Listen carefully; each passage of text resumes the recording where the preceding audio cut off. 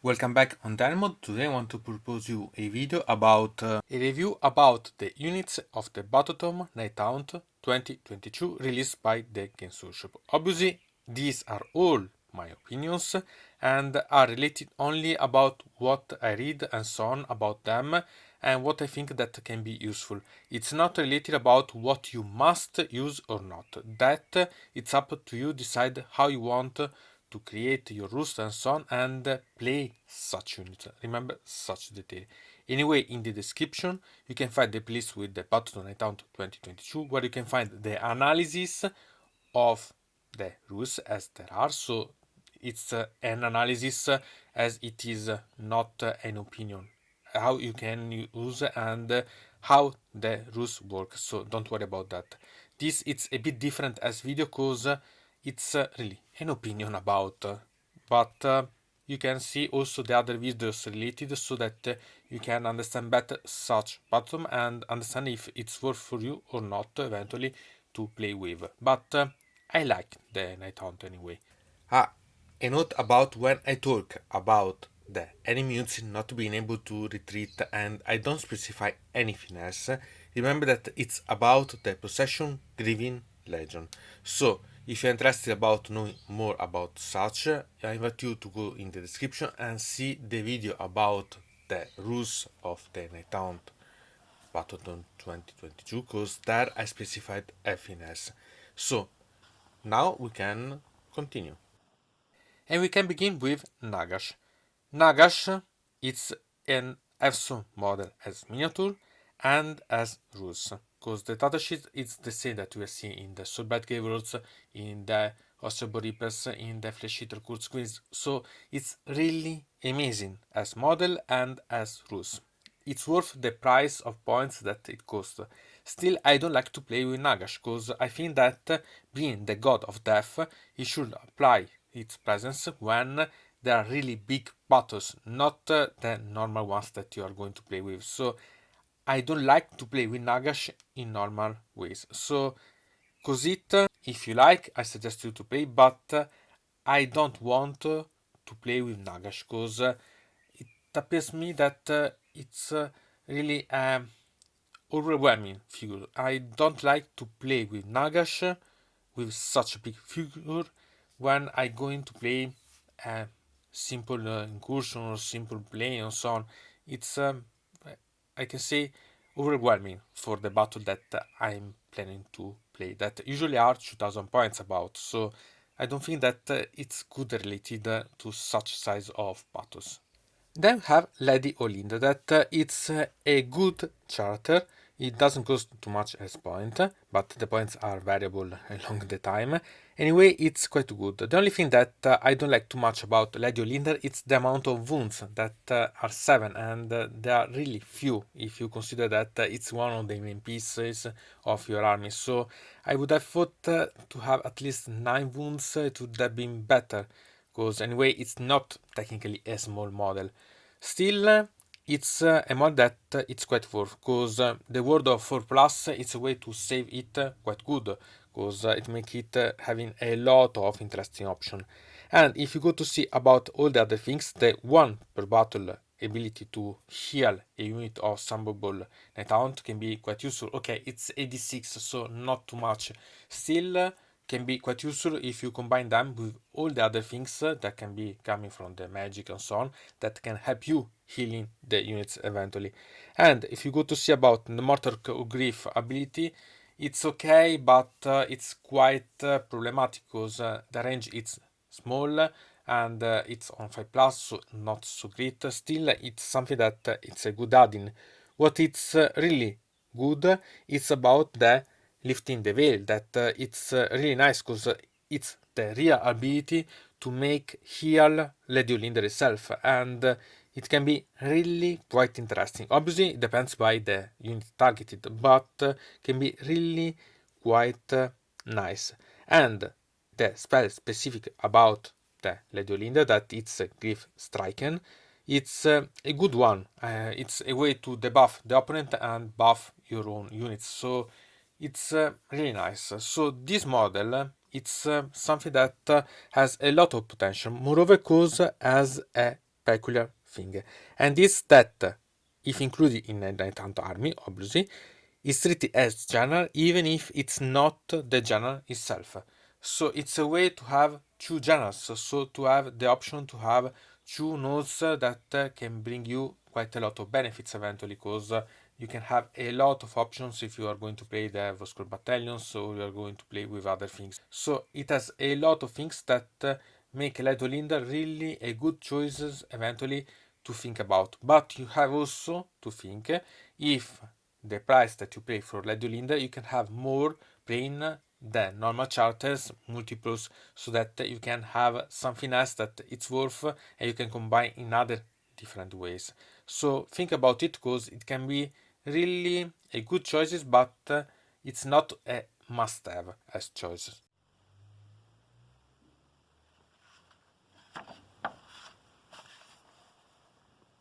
And then we have Curdus Valentine, that Sicily, I don't know exactly what you think about, because it's a good model. I like as model, as a miniature, even if I don't have it.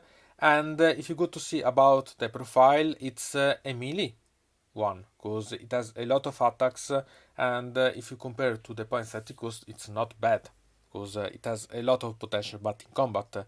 And about the ability itself, it's a way to control the command points of the opponent and your ones. So it has some plus, but the ability it's not so sure. It's quite a bit random. Okay, that it try to bring you close to enemy heroes, but at the same time, it's a mod as itself. It's a simply way to attack, because if you are not able to roll the die to control the command points, you don't have any boss, you don't have any synergy. Okay, you can see me that the control of the command points, it's a synergy, but it's not something sure. It's something that you are risking for, you are rolling for, and so I'm not so sure about such.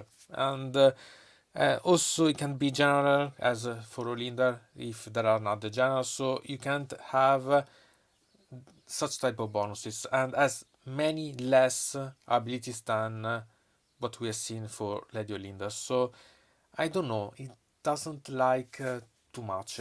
It's good because it's good, but at the same time, I prefer something else. Still, it's a good Shanic, a good model to have on the battlefield. And then have Awlrach, the one that I want to remember you, it's a unique one, so you can only include one of such models in your army. Still, it's something that I really like, because the model, it's the only one that I bought, and you can find the unboxing about it in the description if you're interested about, because it inspired me quite a lot, and I really liked the model as it is. But if we go to see also about the rules, you can find that it's really quite interesting, because it's a way to teleport the unit itself and another unit, because it makes that you can use its command ability in the way that you can pick one friendly Nighthaunt unit that it's on the battlefield, and the unit itself of the Awlrach. Then first you move the Awlrach, because it what it means all the text, and put on the battlefield more than an inch from enemy models. And then you pick that friendly Nighthaunt unit that you picked at the beginning, and you put that unit wholly within 12 inch of this unit and more than an inch from all other enemy units, and it's counted as movement. This is quite amazing, because it means that you can have a sort of teleport, so you can pick this one and move in a way, and then pick the other unit, and so in such a way you can or conquer objective or create a line to forbid the opponent to move in certain places or so on, because you have to pay attention about the distance to the opponent units. Okay, but it's also true that you can create a sort of barrage to the opponents to move from those parts themselves, and you can have a lot of different ways. It's really tactically, and I really like, because it's a way to amplify the deployment one vanishing phantasm. So this is really quite interesting. But it's not ended here, because it has also its ability that make that after this unit makes a charge move, so you had to charge, but it's not a problem because it has a good amount of attacks, so it can be quite useful. Moreover, because it's a charter, so it's really could be useful also for other units, but it make that you roll a dice for a unit that it's enemy one, that it's within 1 inch of it, and on 2+, so it's quite easy to make it useful, this one as ability. And the enemy unit that you select suffer D3 mortal wounds, but if any model is slain by such mortal wounds, you can roll another D3 attacks to use for this model then. So you can amplify the attacks itself that this model can use. So it can be really quite interesting. Moreover, because it's almost at the same price than the other normal euros. So it can be really quite interesting that way. I have also to see about the keyword of such model, because it has also the totem as keyword. So it can be useful also if it's not the way to use such mod as general, but it can be used also to amplify the command abilities and so on, so it can be really quite interesting in that way. So it has a lot of interesting options. Obviously, it's up to you to decide if it worth or not, because as usually can be interesting, but you have to remember that it's a Grieving Legion model, so if you want to use other possession other than the Grieving Legion, its usefulness become less, but it's such for all the charters, because there is such problems when you select, because if you want to use a different possession than the one that the charter you are meant to use, it can be really problematic. Still, I think that it can be really quite worth trying to use, or at least try to think about using such model. And then have Reckoner the Grimhearer. Also this it's a model of the Grieving Legion. All the unique charters of such Battletome Nighthaunt 2022, except for Nagash obviously, are related about the Grieving Legion. And this is a bit of pity, because it makes less personalizing or less related the other possession to the unique charters. And I think that it's not so good in that way. Still, this it's a quite good model, because it makes that it's a good model for close combat, but it's also a wizard, and this it's not bad at all. Moreover, because it has quite a lot of interesting abilities. The first one it's about the hero phase, that it's corpse candles, that make that you can decide before casting its spell to snuffle a candle, and if you do, you can choose one unit, enemy one, that is within 12 inch of this model, and make it suffer one mortal wound, and you gain with Reckoner one more to the cast, so it can be really quite interesting. Otherwise, you can choose to suffer yourself a mortal wound, and you add +3 to cast the spell. And remember that you have a ward save, that basic one it's 6+, and even if you prevent the mortal wound thanks to the ward, the effect apply the same, so it can be really quite useful. Moreover, otherwise you can anyway try to damage your opponent, making this mortal wound that it's well overcome. Moreover, you can have two other things to consider, and it's the other ability that it's to add 1 to hit and wound roll for attacks made by this unit if target a priest or a wizard. So it's a perfect wizard hunter itself. It's a wizard that hunt other wizards. So not bad at all.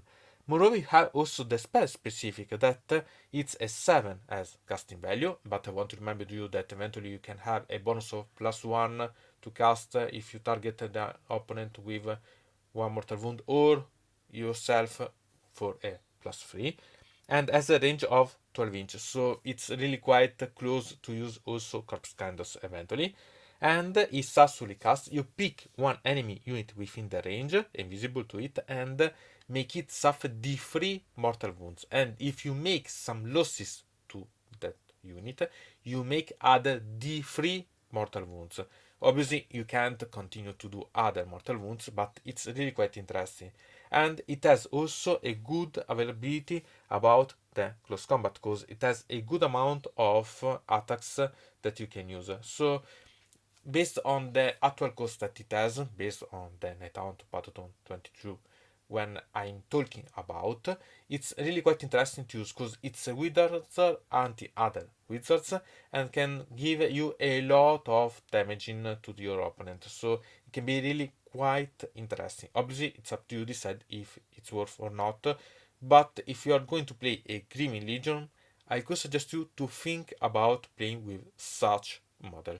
And then we can begin with the normal units of the Battletome Nighthaunt 2022. The first one is Scriptor Mortis, that I really like as idea, as concept about the image of the mod itself, even if I don't have the mod itself, even if I want to convert it.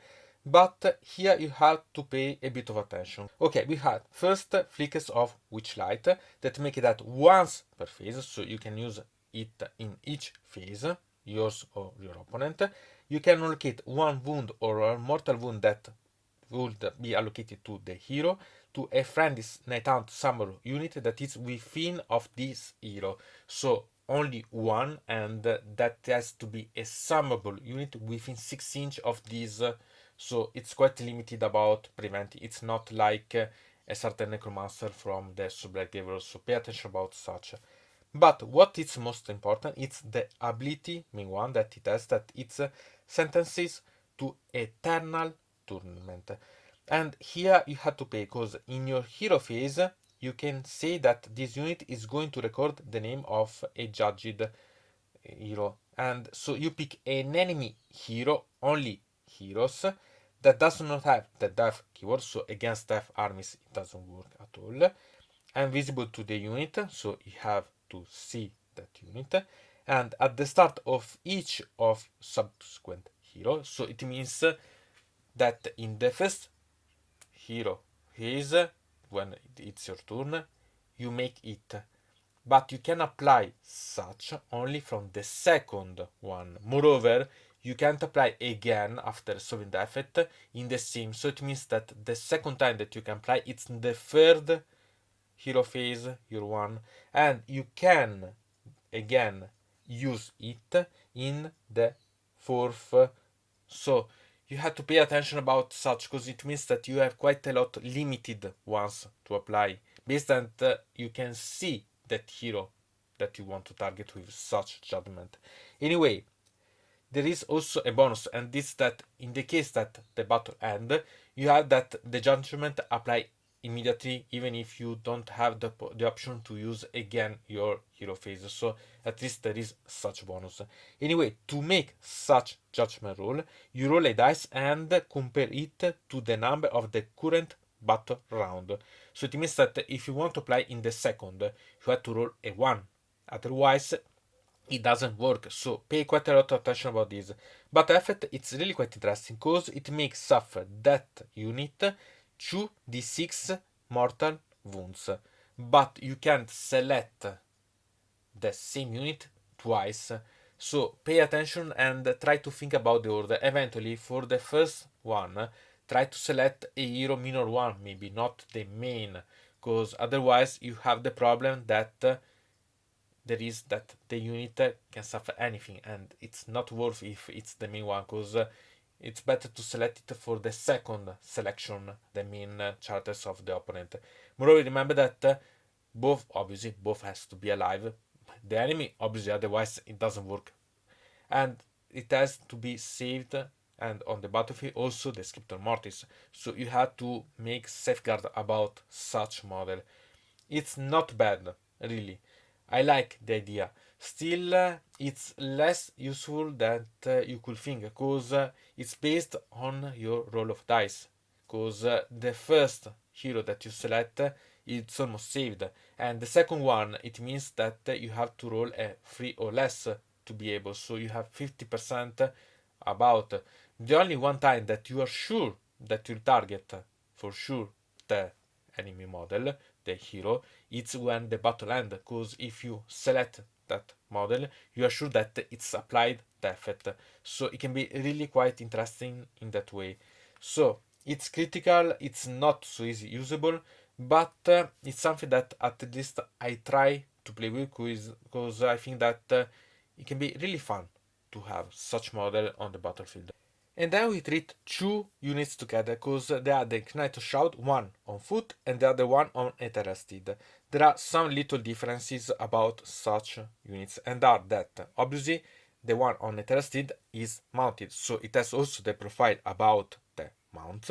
It has the keyword related about being on the mount, obviously.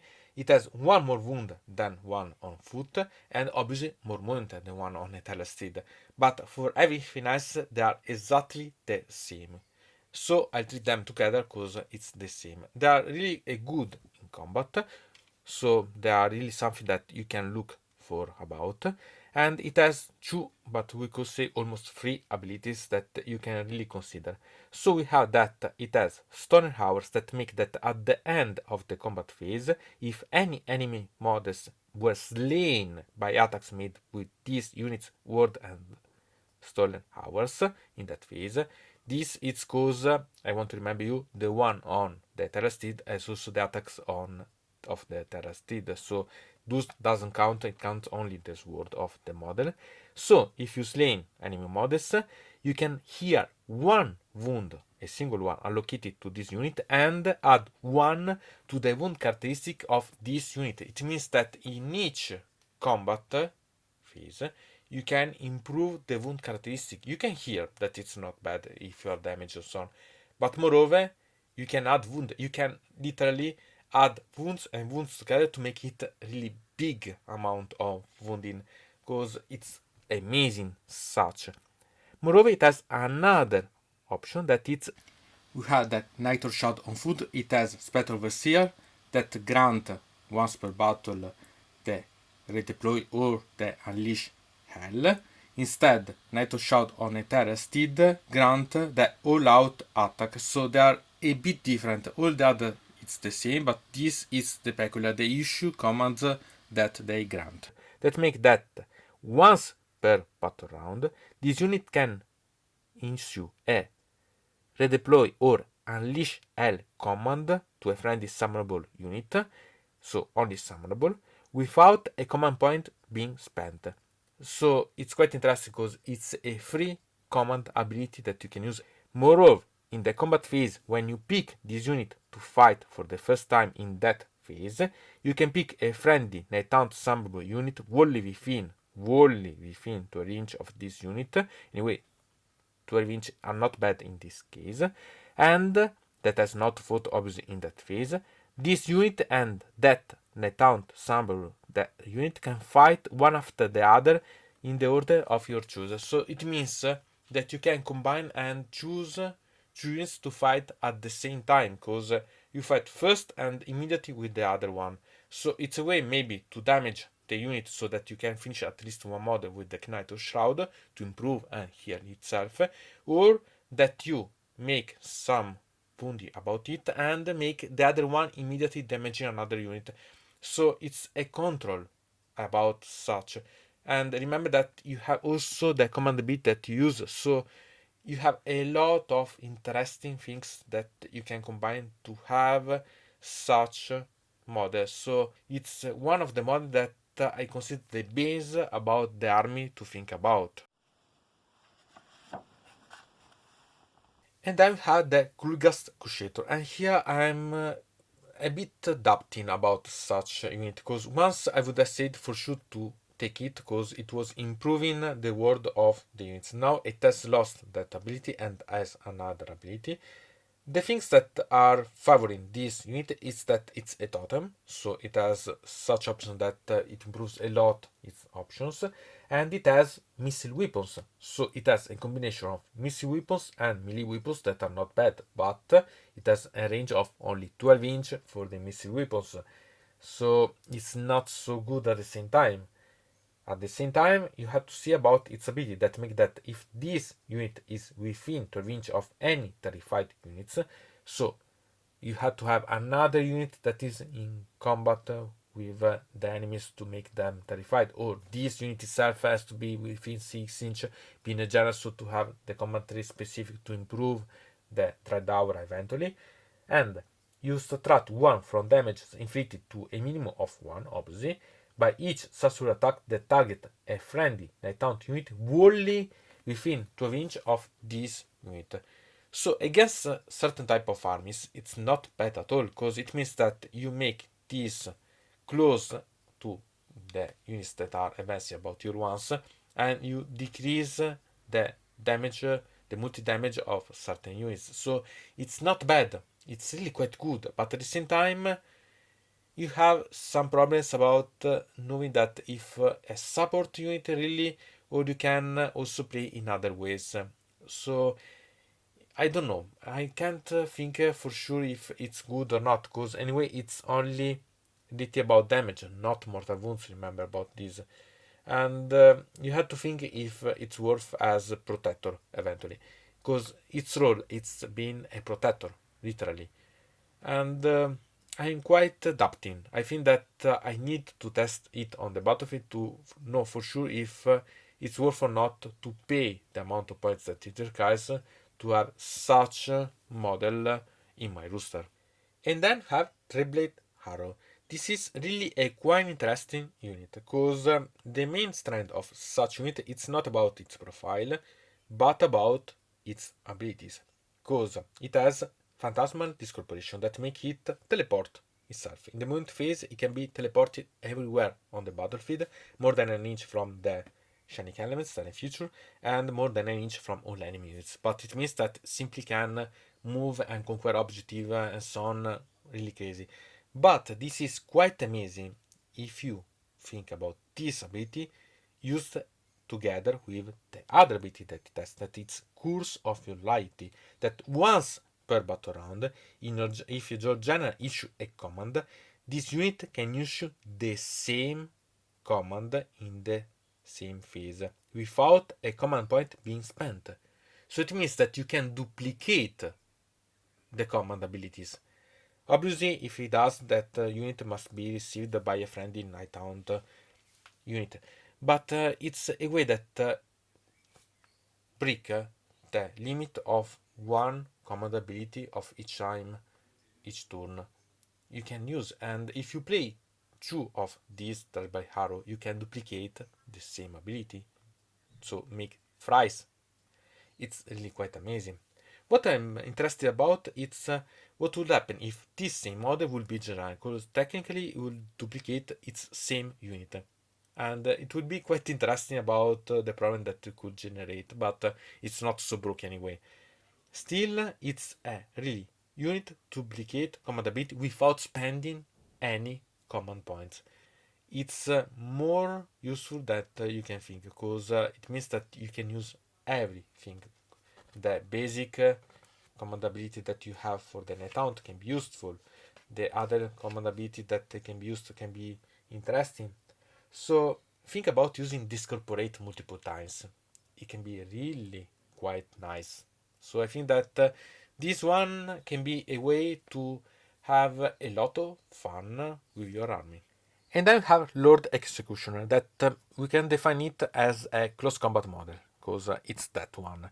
And it has all the abilities and the profile to make it for sure, because the profile makes it that it's quite good to damage the opponent, and the abilities make that at the start of the combat phase you can pick one enemy unit within 3 inch of this unit and subtract 1 from wounds roll for attacks made by that unit until the end of that phase. So it's a good thing. So you make the enemy unit terrified because you are in close combat, and you make it even less able to wound other units or this same unit. Moreover, this same unit has another ability that makes that the word of such unit is 5+ instead of the normal 6. So it's not bad at all. It's a bit of pity about the number of wounds because it's only 5. Still, it can be really quite resistant. In close combat, you're sure that you can make a lot of interesting efforts. So I like a lot. You have to test it on the battlefield to understand if it's really worth the points that it costs. But for sure, I'll give it a try because it's quite amusing. And then we have Guardian of Souls, that I'm almost sure that for sure at least one you'll want for sure to include in your army. Because first of all, it's a wizard, so it's a mage. Then we have two abilities that are important. The first one Add 1 to the wound roll for attacks made with melee weapons by friendly Nighthaunt units that are wholly within 12 inch of this unit. So it's amazing. Okay, wholly within 12 inch, but it's good. And if you think about also the other thing that it has, that it's the specific spell, it's Spectre Lure, that make that is a spell with a casting value of 6 and a range of 24 inch. If successfully cast, you can pick one friendly Nighthaunt summable, only plus one, unit wholly within the range and visible to the caster. You can heal up to d6 wound allocated to that unit, and if no wounds are allocated, you can return a number of models, slain models, that unit have a combined wound characteristic of d6 or less. So it's really amazing. Think about making comeback X-Freight, Spiritos, or Deathshard Harridans, Claverats, Stalkers, and really you can have a lot of impact because you can make comeback unit. Okay, you can use only once each spell, but still it's good because the ability to improve the wound roll it's good. You have a mage that it's nice, and you can heal the summonable units. Obviously, you have to have summonable units in your army, okay, but still, it's something that I suggest you really to think, and it's almost must have this modern one, but it's a must have because it has a lot of amazing bonuses. Moreover, the spell that heal. And I've had the Spirit Torment. This is quite interesting. You can think that it's similar to the Guardian Souls that we have seen before, but it's quite different. The Guardian of Souls can heal thanks to a spell. Here we have an ability that is certain that you can cast, but the Guardian of Souls is a wizard, so it has more available as things, has more range with the healing, it's random, okay, but it has also another ability. This has only this. Still, you can choose because there are two different ways to apply. Moreover, we see right after about the Chingas that it's related about the Spirit Torment, so it can be useful in that way eventually. Anyway, the ability of the Spirit Torment is such that at the end of the combat phase, remember when, you can pick one friendly Nighthaunt summable, only the summable units, wholly within 12 inch of this unit, so you have to be wholly within, and you can either heal up 3 wounds allocated to that unit, or if no wounds are allocated to it, you can return a number slain model equivalent to the combined wound characteristic of 3 or less. So it means that you can even make comeback completely a spirit source without roll a die. So it can be really quite interesting as model.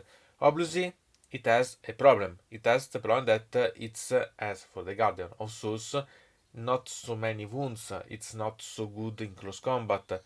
But this is something that accompany your units, so it can be really quite interesting about this.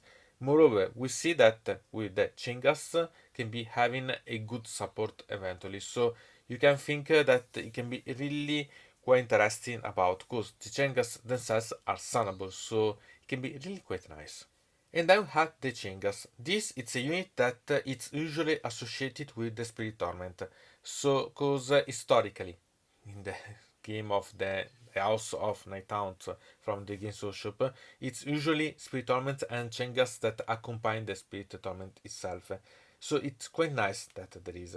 But there are also other things to see about such. First of all, it's a summonable unit, as I said before, and this is quite nice because it's the cheapest unit of summonable units available, not Battleline in this case, but it's the cheapest that you can take about the summonable units. It means that eventually if you need to fill some points but you don't have enough points to use for another battle line, this can be quite interesting. Moreover, because if you go to see about the profile, it has also missile weapons and has 15-inch missile weapons. So they're not, you can think about how great and so on, but still it has missile weapons. So it's something that it can be really quite interesting about. And this ability, it can be really quite awesome because you add 1 to hit rolls for attacks made with melee weapons by friendly Nighthaunt units wholly within of any friendly units with this ability, so from these units itself, while a Fleeing Spirit Torment is on the battlefield. So you only need a Spirit Torment on the battlefield to be able to use this ability wholly within of the chain gas. Obviously, if you lose the Spirit Torment, you lose also such ability. But if you think about the Guardian Souls and its ability, it means that technically with the Chain Gust and the Guardian Souls and the Spirit Torment, obviously, you can create a sort of nucleus where you can heal, you can give bonuses to hit and wound rolls, and so it's not bad at all. And really, it can be at the end quite expensive, but you can be sure to create an interesting nucleus to think about, because the Spirit Torment can be other ways than these two units and create a sort of around, I can say, bubble that has all the other units that can make damage, improve those damages. So it can be really quite interesting, and I think that this could be a good unit if you think about having a lot of combination and synergies in your army. So eventually it can be really quite interesting. And I have one of my favorite models about the Nighthaunt. It's the Tombenshi. So much that in the description you can find the videos about the Tombenshi that I renewed and so on, because I love such model. And so eventually suggest you about seeing those ones if you're interested about. And this particular model, it can be quite interesting. It has been changed in a lot of ways compared to the previous versions of such model, so much that now it has a normal missile weapons instead of its howling that it was in the past a way to make mortal wounds, but it has still a ghostly O, but it's been completely changed, and it can be quite useful, but also quite useless. So you have to pay attention about where you send such Tombenshi, because it makes that at the end of your charge phase, you can pick one enemy unit within 12 inch of this unit and roll a dice. And you add to this dice one if the target is terrified. So if it has a Nighthaunt unit within the 3 inches, so it's close combat with another unit of Nighthaunt, of your Nighthaunts, or eventually if you are able to have a command trait with a model, with your general, that make that the terrified is an aura instead of only 3 inches, so close combat. And with a 4 plus, 3 plus if it's terrified, it make that your opponent must add 1 to the number of command points that are spent to use a command to that enemy unit until your next hero phase. It means that it works for all the rest of the turn, so from the charge phase, combat phase, and so on, and the turn of your opponent, all the turn of your opponent, and it can be more interesting than you can think, because it means that if your opponent wants to use some command on that specific unit, that unit will obviously you have to roll F4 plus or F3 plus or so on, but has to be spent almost twice usually, because usually you spend one single command point, and even if it's free, it means that it has to spend one command point. So it can be really interesting, because it makes that if your opponent really want to do something with that unit, it has to invest to spend more command points that it planned to do. So it can be useless in some way, because it depends by a roll of dice, okay, but moreover, because you have to remember that if your opponent wants to use something, it has to remember that it has eventually to spend something with the bush around, so it has also to calculate that one. But moreover, it makes that if your opponent wants to do something for real on that specific unit, if it has to spend more, it can't use the command points for something else, and it's not so easy to have command points usually. Okay, you can use the hero phase to gain someone, but also that it's random and it's not for sure. So it can be really quite interesting as option, and sincerely I suggest you to think about, because this it's a disrupting model more than a damaging or a synergy model. And then I can write that we can see this as a sort of butcher unit, because it's a unit that improves more enemy models are within 3 inches of it when you go to do the melee attacks, because technically the attack characteristic of these units cannot shite, so its weapon is equal to the number of enemy models within 3 inches of this unit when the attack is made. So it can be really quite awesome, and it can be really quite nice combined with the command trait Cloaked in Shadow that make that it can be targeted only by one single unit in phase.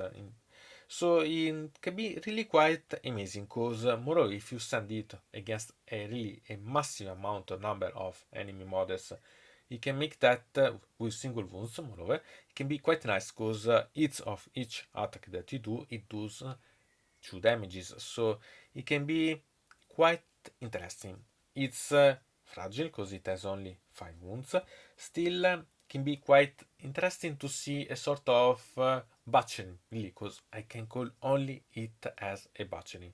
So strange, but nice. And then we have the Grimgast Reapers. These are battle line units, are summonable, so it's quite nice from the beginning. And they have a particular about their profile. They have a save of 4+, so quite interesting. And they have a rend, so they are a battle line with some rend. And it can be quite nice. Moreover, they have as ability that they add 1 to the attack characteristic of the unit / sites if there are 5 or more models in the target unit. So against units that are medium size, they can be quite good, because they can make even more. But sincerely, they are more expensive than others, so you have to decide if you want this unit because they have quite a lot of attacks and can improve the attacks, and they have more resilience than other units, or you prefer something else. So you have to decide what you prefer as options. Still, they are a good unit anyway. Not excess, but at least they are good. And I've had the Chain Rasps. These are again battle line. They are the cheapest battle line available for the Nighthaunt. They are summonable, obviously. They have a mediocre save of 5+, but it's unmodifiable. They have no rend, as we have seen instead for the Grimgast Reapers. But they have an ability that can be really quite interesting, and it's to add 1 to the wound rolls for the attacks made with melee weapons, but they have only melee weapons anyway, by this unit if the unit made a charge move in the same turn. And I want to remind you that you have ethereal, so it means that you can simply retreat and charge again in the same turn. So it's a good thing, moreover, because you can apply again the Wave of Terror, so make that you can apply again an effect on the unit that you charged. So it's really a basic unit, but it's work perfectly alone as it is, so it can be really quite interesting. Moreover, if you're able to replenish such models with, for example, some spell, some ability or so on, in the eventuality that they lost some models. So it can be really quite interesting to play with, because even a simple unit of 10 model, it's a good unit to play by itself eventually. And then had the Blackest Remnants. These are a battle line, but only when they are in a possession of the Scarlet of Dooms. So it can be interesting that way. They cost more than other battle lines, but they have a save of 4+, they have a rend as basic, and they add 1 to that characteristic of their weapons if that unit made a charge move in the same turn. So what we have said about the Chain Rasps, about the combination because they are ethereal, it's also valid for such unit. So it can be really quite interesting. It's a unit that can make you having a sort of mix of what we've seen about the Grimgast Reapers and the Chain Rasp. Obviously, it's better used in Scarlet of Doom, but also used as normal unit can be interesting. Obviously, they are summonable, so you can replenish such units without any problem. And there is another thing to add to the Blackest Remnants, and it's that they are elite. So the models in this unit can issue commands to their own units. And so it means that they are really self-service, these models. So it's another way to justify their cost and points that it's higher. Still, you have to understand if it's worth. And then we had the Craventhorn card. This it's a unit that becomes a battle line only if there is Curdus Valentine as general, so remember about such detail. They are summable. They have an interesting option because this has a save of 4 plus, but they are mainly suited about being a ranged missile weapon unit, but they have only a 12-inch range, so not quite big, and they don't do quite a lot of damages.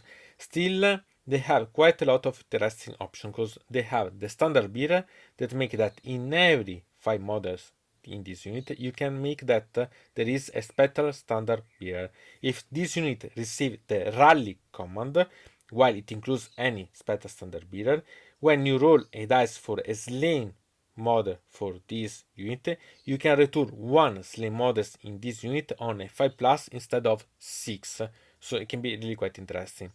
Moreover, they have the spectral bolts that is related about the missile weapon that make that they can target enemy units with shooting attacks even if the target is not visible to the attacking mode, and in addition, enemy units targeted with the shooting attacks made by this unit does not receive the benefit of the cover for those shooting attacks. So it's literally being able to shoot in enemy hidden and without making them gain the cover. So it's quite interesting because they are the only unit that can do so about the Nighthaunt. At the same time, I can't say that they are quite amazing. At least I would have thought that they should have at least a bigger range of the attacks, because at least I think that they should have like the Chingas at least 15 inch. With 12 inch it's not so much, so they are good, but they are more characteristic than really useful. But still, if you're going to play with Curdus Valentine, they can be a really nice unit to have to add as battle line, so they can be anyway useful. Moreover, because they have the standard build that can be quite useful to make them the model come back. And then we had the Glaveraf Stalkers. This is a unit that will never be a battle line because there is no way to make such unit a battle line, but they are really quite interesting. You could call them weak, but they are not weak, they are simple, fragile, because anyway they have a save of 4 plus to resist a bit, and they don't have quite a good combat, but they have a thing that is important: they are fast. In fact, they have all the rules needed to be fast. In fact, as usual, they have a 8-inch flying as all the unit for the Nighthaunt, but they have also a musician that make that till the musician is in the unit, they have a +1 to charge rolls for this unit. Moreover, they have an ability that make it that at the start of your first hero phase, if this unit is on the battlefield, you can pick one enemy unit to be its prey. And after this unit make a normal move, if this unit finish the move closer to its prey, add 3 to charge rolls for this unit until your next hero phase. So it means that you have a 4 plus to add. And one thing to notice, you don't have to charge the prey. You have only to move a bit closer to the prey to be able to have such bonus. So it's quite interesting that way. Moreover, being able to charge, it makes that you have a movement of 8 inch and then 2d6 plus 4 inch. Okay, you have anyway a maximum of 12 inch of charge, but still it means that you have less amount of charge to reach your opponent, so you can arrive faster. Moreover, you have to remember that this is an elite unit, so it makes that the models in this unit can use a command to their own unit, so they can reroll the charge roll eventually. And so it means that you are easy to arrive close and in combat with your opponent. Moreover, you have to remember what it does mean. It means that you block your opponent cause you Griffin Legion. So the opponent can't retreat, or it's able to complete annihilate the models in such unit, or it has to stay there. So it can't move, it can't retreat. And it's quite important because you block the advancement the movement of your opponent eventually, or you can engage, you can give you the time to reach certain points. So it's really quite interesting in such a way. Moreover, because you have to remember that with such type of units, you can control the movement of your opponent. So this is something that you have really to take note. These units are not suited to combat, to charge and make everything so that they can destroy units. They have the option about control the movement, and this is the main important thing, because they can have a lot of interesting ways to arrive and make the enemy be, I can say, aware of such units, because otherwise they risk to be blocked where they are. And then we had the Spirits. These are battle line, and they are really quite interesting as battle lines, because they have quite a lot of attacks available, even if without rend, and have 3 wounds each model, with a save of 4+, so they are really quite resilient as they are themselves. And they have quite a lot of interesting things. The first one is that, other than being summable, they have the ability that before you allocate a wound or a mortal wound to a friendly Nighthaunt hero, or instead of making a ward roll or for a wound or mortal wound that would be allocated to that hero, if any friendly unit with this ability is within 3 inches of that hero, you can roll a dice, and on a 3+, that wound or a mortal wound is allocated to a friendly unit with this ability instead of that hero and cannot be negated.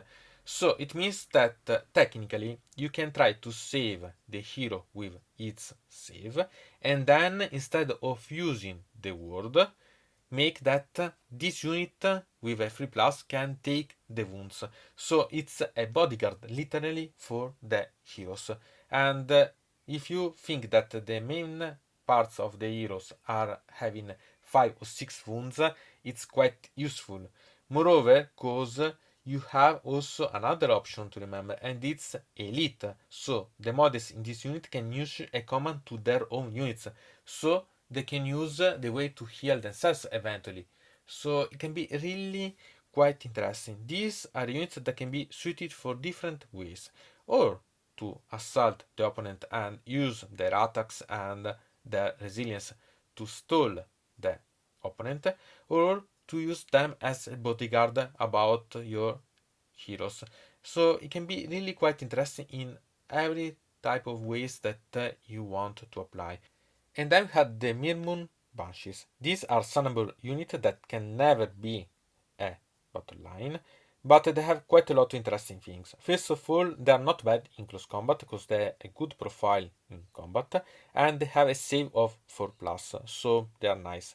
But what is most important is their ability, because it makes that you can roll 2d6 each time an enemy wizard successfully casts a spell that is not unbound, and chooses for the effect of the spell to apply to a unit wholly within 12 inches of this unit, or when an end spell finishes a move within 6 inches of this unit. It means that these units, these Mir Moon Branches, create a sort of null zone magic.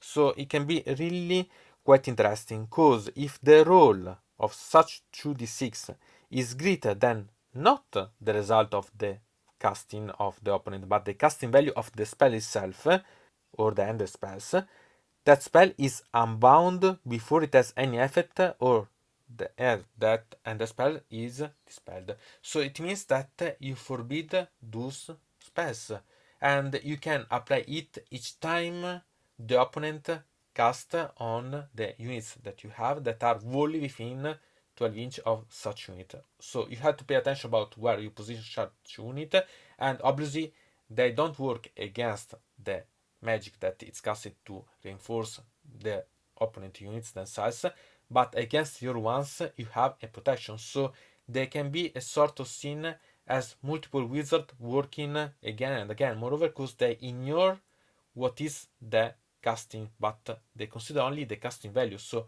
only the basic regard for the casting. It's quite important. And you have also to add that you add 1 to the roll if this unit has 3 or more models. So it means that you can go to see a 2d6 plus 1 to dispel such spells. And you have also to remember that models in this unit can issue a command on their own because they are elite. So they can be even more interesting because they can personalize the way that they can interact. They can also heal themselves eventually thanks to the command abilities. So it's really something that I suggest you to think about because they can be good for both anti-magic and also bring an effort in close combat. And then we had Shield Hardens. These are battle line as unit only if they are in a Quicksilver possession army. So pay attention about such detail eventually. These are units that are based only on close combat. They have save of 4 plus that it's interesting.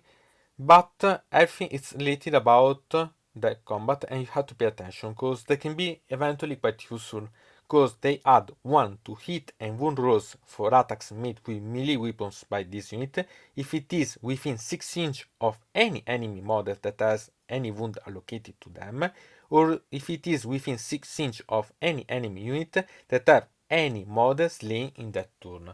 So you have to pay attention because you don't have to be in combat with the unit that has yet been damaged or slain some models in that turn.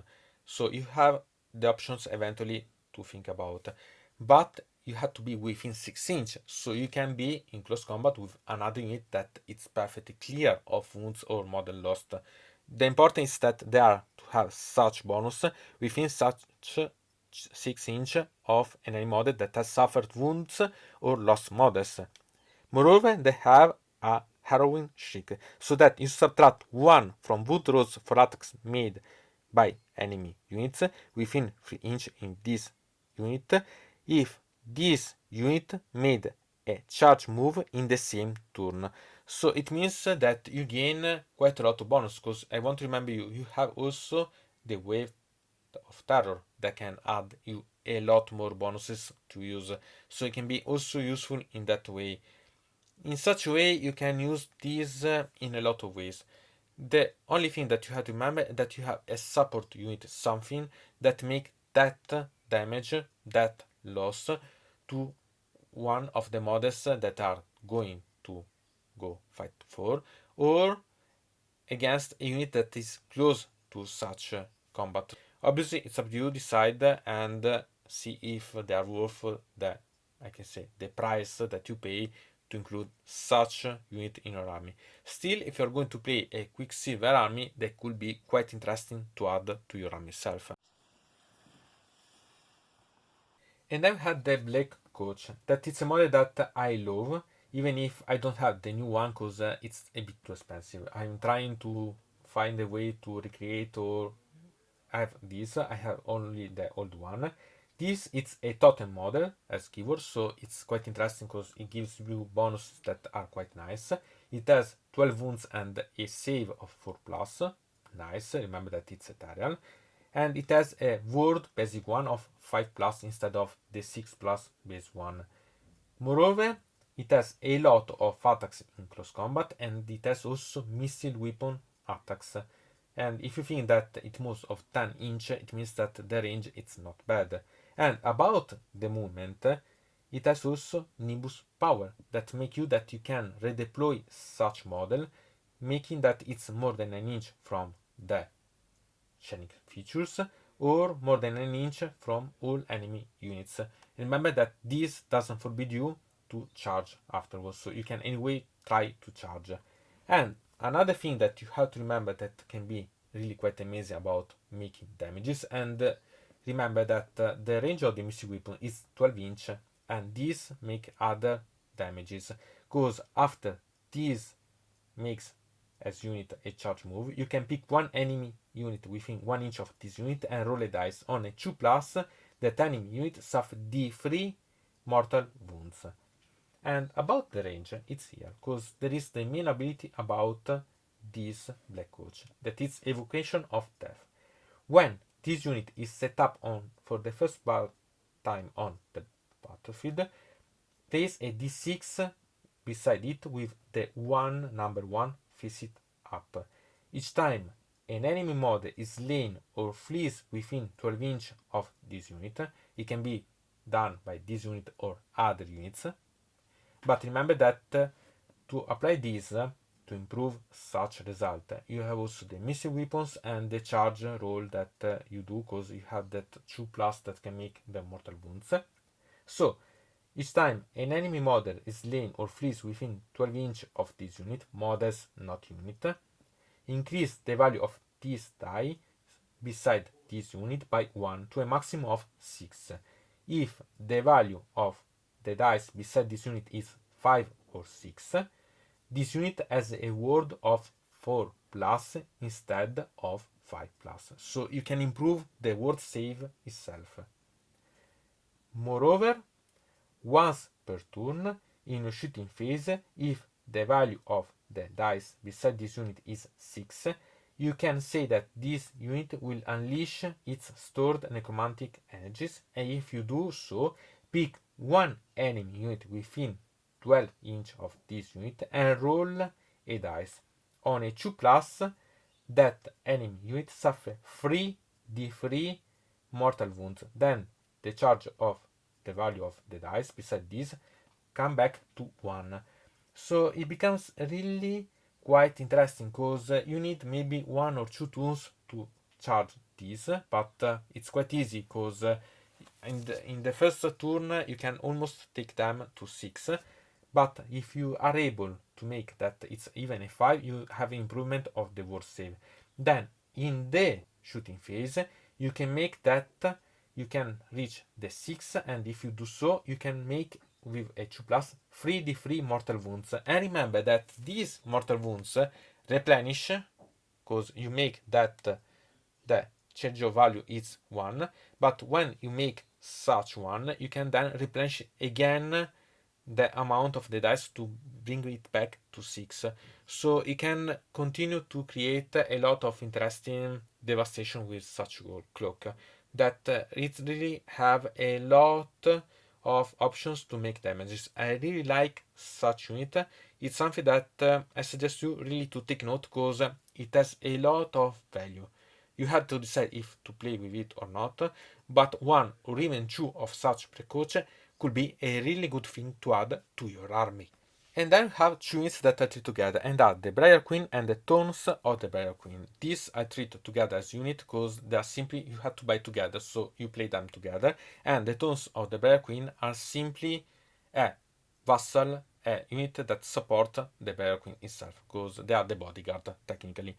In fact, the Thorns of the Briar Queen are normal models, and they are not something special, and they are not even summonable. Remember about this. And they add 1 to the wounds rolls for attacks made with melee weapons by this unit if this unit made a charge move in the same turn. So remember about everything that I told you about charging, apply the wave of terror, and so on as abilities. Instead, about the Barrier Queen, the first thing to notice is that as profile it's a normal profile as wounds and save, and it belongs to the Grieving Legion, obviously. It's a wizard and a hero, and as options it has missile weapons that are quite nice as options eventually. Then it has grasping chains that make the Thorns of the Barrier Queen the bodyguard that I talked you about, so that on a 3+ they take the wounds and the mortal wounds that you should otherwise apply to the Briar Queen itself. The thing that is peculiar about the Briar Queen is the spell that it's Howling Vortex, that has a casting value of 7+ and a range of 18 inch. To cast the spell, if successfully cast, pick a point on the battlefield within the range and visible to the caster, then roll 2d6 for each enemy unit within 6 inch of that point. So it means that at the end it has almost 24 inch of range. And if the roll is greater than the unit a modified move characteristic, or the roll is a double, so there is something more about, that unit suffers 1 mortal wound and its move characteristic is halved until your next hero phase. So it means that based that the basic movement of the units is 4 or 5, it means that you have at least having a 5 or 6 to be able to reach this effect of the mortal wounds and halving the movement of that specific unit, but also a double work. So it means that technically you can also use a double 1 or double 2, even if it's not greater than the move characteristic of the unit that you are going to roll against. So it can be really quite interesting because it's a way to control the opponent movement. Halving it can be a lot saving because it has a lot of range, because technically it reach, I repeat, almost 24 inch. So it can be really quite interesting. It costs a lot as a couple of units, so it's up to you to decide if it's worth or not. There are a unit that come from Underworld, and they are quite nice to include in the Nighthaunt. Still, again, it's, as I said before, as a part aside of Nagash, everything about the hero are about the Grieving Legend. So you have to play with that perception to use it in a good way. So pay attention about such details. And then have one of my favorite units that is also a battle line about the Nighthaunt, and it's the X-Rate. This is a sunnable unit. It has 2 wounds and 4 plus as save, and it has a movement of 12 inch. But about such movement, there is an interesting thing, and it's phantasmal events that make that at the start of your movement phase, you can say that this unit will perform such phantasmal events, and if you do so, double this unit move characteristic until the end of that phase. This unit then cannot charge in the same turn, but it means that you don't have to roll a dice and reach a maximum of 18 inch. You arrive to 24 inch, and this unit fly. You can technically move from a side to another side of the battlefield. If you need to arrive to an objective, you arrive because it's 24 inch. It's amazing. So pay attention. Moreover, if we go to see about the combat, we have another ability that is Spectral Hunters that make that after this unit make a charge move, you can pick one enemy within 1 inch of the unit and roll a dice. On a 2 plus, that enemy unit suffer D3 mortal wounds. And then it's the time about the combat that make that you have also rand about such battle line to apply. Okay, it's only 1 damage at the end, but still you have really a great impressive way. And remember that this is ethereal, so as the other units you can detach yourself and recharge, so you can apply other bonuses or other maluses to your opponent. So it can be quite interesting to play with, and it's one of the units that for sure I'll always suggest you to include. It's one of the battle lines that 1 or 2 of such units are really something to look at and to think really to include in your army. And then we had the end spells specific about the Nighthaunt. They can be only casted by the Nighthaunt Wizard and Nagash, obviously, and they have a casting value of 6. About the range for the Shaiish Reaper and the Woods of Souls, it's 6 inch. Instead, for the Mortalis Teminexus, it's 12 inch. All of these units are predatory and has a movement of 8 inch and can fly. And we can see that the Shaiish Reaper make that after this end spell has moved, roll 2 dice for each unit that is passed across, including the model that it moved over when it pivoted, and each other unit that is within 1 inch of it at the end of its move, and add 1 to the roll if that unit is terrified. So it's quite easy because I want to remember you that you have to block the opponent unit eventually. For each roll that is equal or to or greater than the unit's save characteristic, that unit suffer D3 mortal wounds. Instead, Vault of Souls is that after this and the spells are moved, roll a dice for each model that is within 6 inch of it. Add 1 to the roll if that model is in a unit that is terrified, and on a 6 plus, that model units suffer 1 mortal wounds. Keep a track of the number of mortal wounds caused by this and the spells. If the total is 10 or more at the end of any phase, roll a dice for each unit within 6 inch of this and the spells, and add 1 to the roll if that unit is terrified again. On a 2 plus, that unit suffer a number of mortal wounds equal to the roll. Then this and the spells is dispelled. The one that I'm more interested about instead it's the Mortalis Nexus, cause after this and the spells has moved, the player who moved it can decide whether it's reverse time or ascent time. If he chooses to reverse time, he'll d3 wounds allocated to each unit within 6 inches of this and the spell. If instead choose to hasten the time, roll a dice for each unit within 6 inches of this and the spells, and on a 2 plus, that unit suffer d3 mortal wounds. So, these are quite interesting as and the spells, but it's up to you to decide if you want to use these or any and the spells, or technically the normal ones. So, it's up to you to decide which one do you prefer. About this, I don't have the models about such and the spells, and I want to create my own ones because I prefer to create them because I don't like too much these models of the spells.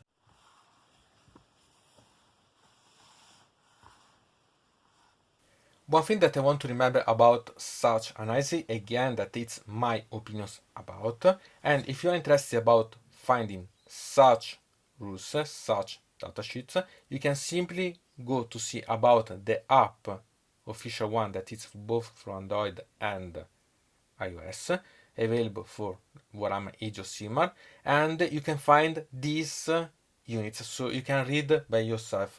And remember that there could be some changes along the time cause facts and so on, both to the points or to some of the rules of such unit. So not worry too much if you see something that it's different from what I said, because it can be simply changed along the time. So there is something to remember. Anyway, from Dino Mode it's everything. I invite you to put a like on this video, to subscribe to the channel, to ring the bell, and to comment this video if you are interested in something about this video or you want to suggest me some arguments for other videos. I hope to see you again to the next time.